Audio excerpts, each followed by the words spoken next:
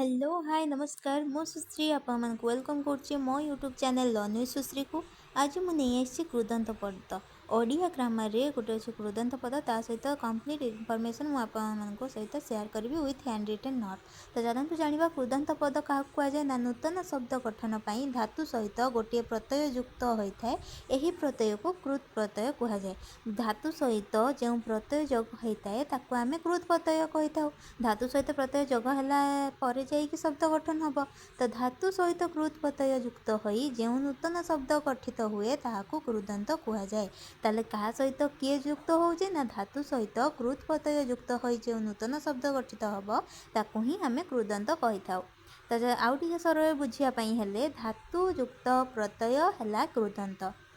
जमीती कि धातु सपोज गोटे शब्द अच्छी पढ़ा पढ़ारे जदि धातु आ प्रत्यय कौन कौन ना पढ़ है धातु इबा हूँ प्रत्यय आउ जिते शब्द सहित प्रत्यय मिसे ताहले ताकू कृदंत न कहीकि तद्धित पद बोली कहुए। धातु सहित प्रत्यय युक्त है कृदंत शब्द सहित प्रत्यय युक्त है तद्धित। ता सहित आउ टे सरल करने चाहिए ना कृदंत संधि विच्छेद जदि कहे ताहले कृत युक्त अंत जार अंतर शेष कृत प्रत्यय थाए ताहाकू कृदंत कहती। बुझीगला ना कृदंत को आप भांगे कृत युक्त अंत जहाँ अंत बा शेष कृत प्रत्यय युक्त होता है ताकू ही आम कृदंत पद कही था। तो कृदंत पदरे शब्द धातु सहित आमर प्रत्यय युक्त होता है। तो जो कृत प्रत्यय जोग होता है ताहा दुई प्रकार कौन ना गोटे संस्कृत कृत प्रत्यय गोटे ओडिया कृत प्रत्यय। संस्कृत कृत प्रत्यय किए किए जी ना अ अन अक अन्य तव्य इत्र त्र त्र ति इन त ज उष्म उक उर रु उ एति आसो संस्कृत कृत प्रत्यय। ओडिया कृत प्रत्यय बहुत सहज अ आ हसई तापर जेतिकी न शब्द लगे जो प्रत्यय युक्त हो सब गुड़ा ओडिया। जमी देखो अण अणी आणी अंता एणी उआर इबा उणी उआ एगुड़ा सब।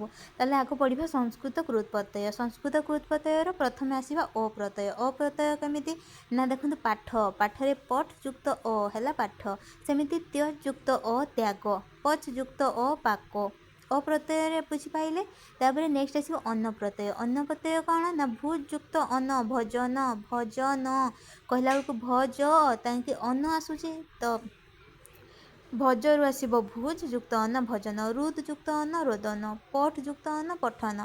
ठीक सेमिति इष्णु प्रत्यय कौन आसब ना ब्रुत युक्त इष्णु बधिष्णु सहयुक्त इष्णु सहिष्णु।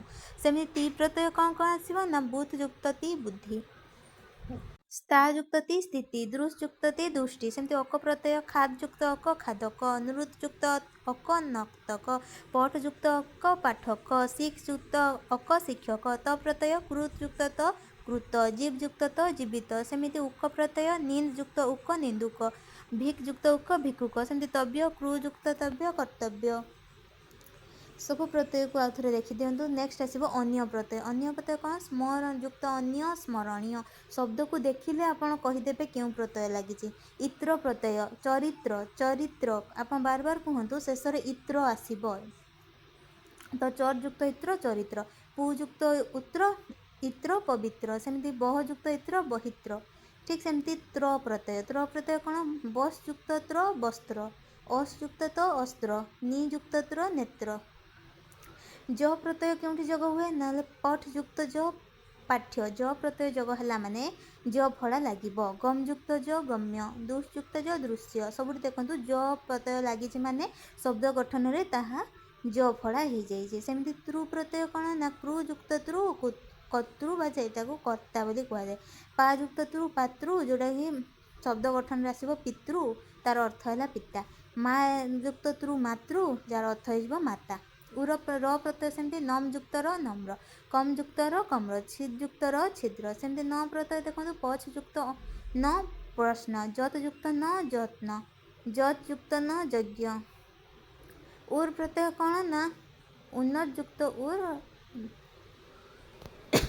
सॉरी जेटा भजन युक्त भनज युक्त उर भंगुर विद युक्त उर विदुर। तो संस्कृत कृत प्रत्यय सरला आम आसवा नेक्स्ट ओडिया कृत प्रत्यय। ओडिया कृत प्रत्यय कौन कौन सब जाए ना अ प्रत्यय अण प्रत्यय जी अण शब्द लगी सब गुड़ा जीव ओडिया कृत प्रत्यय। अ प्रत्यय देखु काठ युक्त अ काठ पुणी कान युक्त अ कांद मड युक्त अ मड ସେମିତି ମାର୍ ଯୁକ୍ତ ଅ ମାଲ୍। ସେମିତି ଆସିବ ଅଣ ପ୍ରତ୍ୟୟ ଝୁଲ୍ ଯୁକ୍ତ ଅଣ ଝୁଲଣ, ଫୁଟ୍ ଯୁକ୍ତ ଅଣ ଫୁଟଣ, ଗଡ଼ ଯୁକ୍ତ ଅଣ ଗଡ଼ଣ, ଅଣା ପ୍ରତ୍ୟୟ କାନ୍ ଯୁକ୍ତ ଅଣା କାନ୍ଦଣା, ରାନ୍ଧ ଯୁକ୍ତ ଅଣା ରାନ୍ଧଣା। ଆପଣ ଏଠି ସବୁବେଳେ ନୋଟିସ୍ କରିବେ ଯେକୌଣସି ଓଡ଼ିଆ କୃତ ପ୍ରତ୍ୟୟ ଯଦି ଆପଣ କରୁଛନ୍ତି ଆଉ ତାହା କୃଦନ୍ତ ପଦ ହୋଇଥାଏ ତାହେଲେ ଯେଉଁ ବି ଶବ୍ଦ ଅଛି ତାହାର ଦୁଇଟା ଅକ୍ଷର ହିଁ ତାର ଧାତୁ ହେବ ଏବଂ ପ୍ରତ୍ୟୟ ତାହା ସେ ଶବ୍ଦକୁ ଉଚ୍ଚାରଣ କଲା ମାତ୍ରେ ଆପଣ ଜାଣିପାରିବେ କେଉଁ ପ୍ରତ୍ୟୟ ଯୋଗ ହୋଇଛି।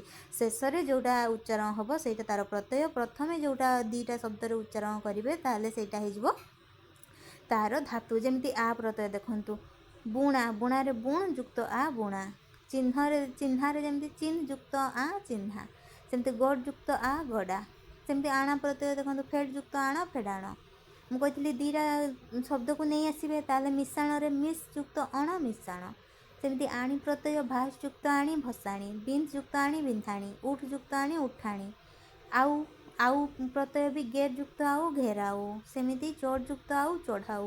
ଆଡ଼ି ପ୍ରତ୍ୟୟ ରାନ୍ ଯୁକ୍ତ ଆଡ଼ି ରନ୍ଧାଣି, କାଠ ଯୁକ୍ତ ଆଡ଼ି କଟାଳି, ବୁଟ ଯୁକ୍ତ ଆଡ଼ି ବୁଡ଼ାଳି। ସେମିତି ଏଇଟା କ'ଣ ଇ ପ୍ରତ୍ୟୟ, ଇ ପ୍ରତ୍ୟୟରେ କ'ଣ ନା ଚାଲ ଯୁକ୍ତ ଇ ଚାଲି, ମେଜ ଯୁକ୍ତ ଇ ମେଜି। ସେମିତି ବଲ ଯୁକ୍ତ ଇ ବୋଲି। ଉଆ ପ୍ରତ୍ୟୟ ସେମିତି ପଡ଼ ଯୁକ୍ତ ଉଆ ପଢ଼ୁଆ, ଲଡ଼ ଯୁକ୍ତ ଉଆ ଲଢ଼ୁଆ, ଲାଜ ଯୁକ୍ତ ଉଆ ଲାଢ଼ୁଆ। ସେମିତି ଉଆଳ ପ୍ରତ୍ୟୟ, ଉଆଳ ପ୍ରତ୍ୟୟ କ'ଣ ନା ଖେଳ ଯୁକ୍ତ ଉଆଳ ଖେଳୁଆଳ, ଗଜ ଯୁକ୍ତ ଆଳ ଜଗୁଆଳ। ସେମିତି ଇଆଳି ପ୍ରତ୍ୟୟ ଭାଗ ଯୁକ୍ତ ଇଆଡ଼ି ଭାଗୁଆଳି, ଜଗ ଯୁକ୍ତ ଉଆଳି ଜଗୁଆଳି। ଉଣି ପ୍ରତ୍ୟୟ ସେମିତି ନା ମାପ ଯୁକ୍ତ ଉଣି ମାପୁଣି, ରାନ୍ଧ ଯୁକ୍ତ ଉଣି ରାନ୍ଧୁଣି। ସେମିତି ଉଣା ପ୍ରତ୍ୟୟ କ'ଣ ନା ପା ଯୁକ୍ତ ଉଣା ପାଉଣା, ଗା ଯୁକ୍ତ ଉଣା ଗାଉଣା। ସେମିତି ଏଣି ପ୍ରତ୍ୟୟ ଭାବ ଯୁକ୍ତ ଏଣି ଭାଳେଣି, ଜାଳ ଯୁକ୍ତ ଏଣି ଜାଳେଣି। ତ ଆପଣ ଜାଣିପାରୁଥିବେ ଓଡ଼ିଆ କୃତ ପ୍ରତ୍ୟୟରେ ଦୁଇଟା ଶବ୍ଦକୁ ନେଇ ଆସିବେ ହଣାତ ଲଗାଇକି ସେଇଟା ତାର ଧାତୁ ହେଇଯିବ ଏବଂ ଶବ୍ଦକୁ ଯଦି ଉଚ୍ଚାରଣ କରିବେ ଶେଷରେ ଯାହା ଉଚ୍ଚାରିତ ହେବ ସେଇଟା ହେଇଯିବ ତାର ପ୍ରତ୍ୟୟ। ପ୍ରଥମ ଦୁଇଟାରୁ ଆପଣ ଧାତୁ ଚିହ୍ନିବେ ଆଉ ଉଚ୍ଚାରଣ। ଯଦି ମୁଁ ଆପଣଙ୍କୁ କୃଦନ୍ତ ପଦ ବୁଝେଇବାରେ ସଫଳ ହେଇଥାଏ ତାହେଲେ ନିହାତି ଭାବରେ ଭିଡ଼ିଓକୁ ଲାଇକ୍ ସେୟାର ସବସ୍କ୍ରାଇବ୍ କରିବେ। ରହୁଛି, ନମସ୍କାର, ଜୟ ଜଗନ୍ନାଥ।